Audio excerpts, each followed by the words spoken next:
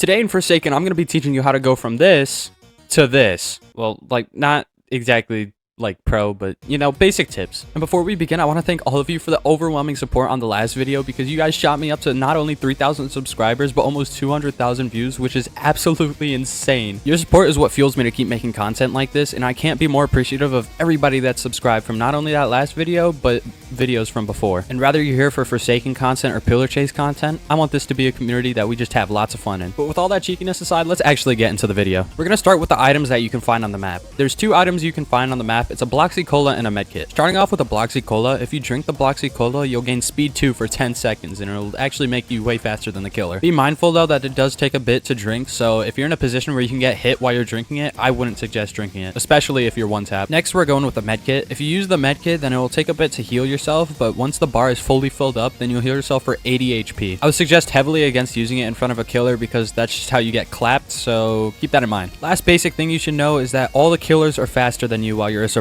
On the screen right now are all the killers in descending order on their sprint speed. Cool Kid and Jason are tied at 28 sprint speed. John Doe is third with 27.5 sprint speed, and 1X is last at 27 sprint speed. All the killers also have 110 stamina, while the survivors sit at 100 stamina. And while this may seem like a huge disadvantage to survivors, don't forget that it's also a 1v8, so the survivors easily outnumber the killer, and with the right setup, you can easily win against the killer. Which brings me to my first tip: play around your team. A lot of players play selfishly, which is fair on characters like Noob and 07, but other characters should be working with their team. A fun little way I like to think about it is that each person is essentially a barrier, and if you let each person on your team die, then they're gonna reach you easier because those barriers are going down. Remember, the point of the game is to survive, so you gotta stall time by distracting the killer, and you can do that by shoving the killer away as Guest, or throwing a pizza to heal the person that the killer is chasing as Elliot. You get the point. Teamwork is dream work. My next tip, and probably the one I want you guys to know the most, it's not the hitboxes, it's you. And when I say it's you, I specifically mean it's your internet. Granted, there's a lot of factors that go into why you're getting hit across the map, but two big ones is Roblox latency and your ping. You see, Roblox likes to sometimes put you in servers where you're not even geographically located at. Looking at this in a visual standpoint, say that I'm all the way in California at the bottom left of the United States.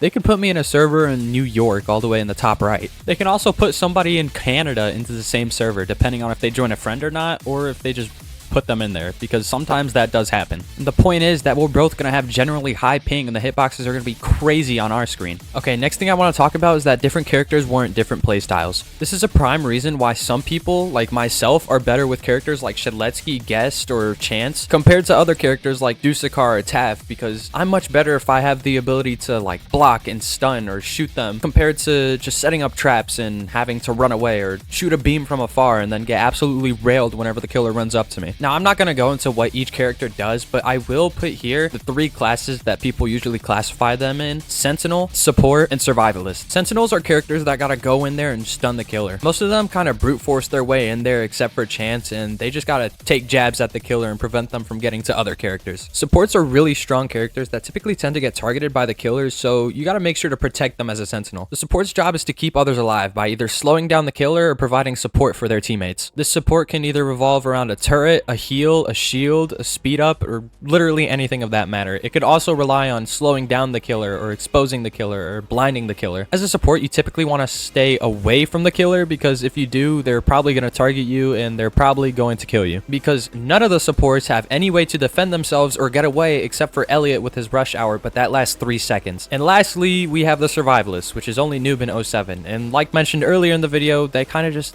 do nothing. 07's entire toolkit just revolves around him staying out of trouble, and Noob's kind of just revolves around him running away. Typically, as these guys, you kind of just want to do generators and then hide away. I mean, you could also kind of help the team the best you can by trying to body block, but majority of the time that doesn't really work. These two characters, however, are really good at running away and last man standing, so I guess that's a plus for them. The fourth thing I want to talk about is doing the generators. Now, I get it, this tip kind of sounds like a no shit, why would you not do that tip, but hear me out. There has been so many times where the generators just haven't been done and the killer has like 4 minutes on the clock. Trust me, I know there's like a good feeling about going and beating the ever-living shit out of the killer, but your goal is to survive, not beat the killer. So take a step back, do the generators. There's literally no reason not to do the generators. You get money, XP, and it reduces the timer. So it's just so much easier to survive if you get all the generators done. Okay, final tip, and this is specifically for the new players. Stop running backwards. It makes you slower and it makes you look stupid. So just stop doing it. I'm gonna pull up a clip right now.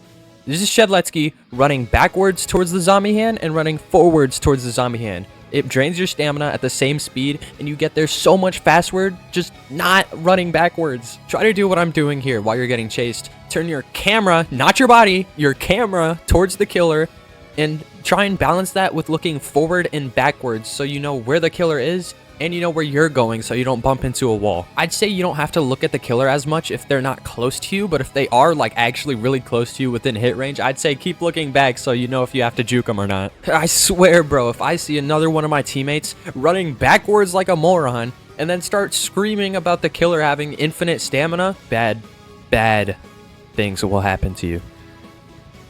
Nothing good will come out of that. So keep that in mind, because if you do it, I'm going to be at your house. That makes the end of this video, though. I really hope you guys enjoyed it. And if you did find any of these helpful, make sure to like and subscribe, because I do plan to keep making content like this in the future. Again, I'm so grateful for all the support on my last video, and I really hope you guys continue to enjoy my videos as they come. But with all that out the way, have a great day.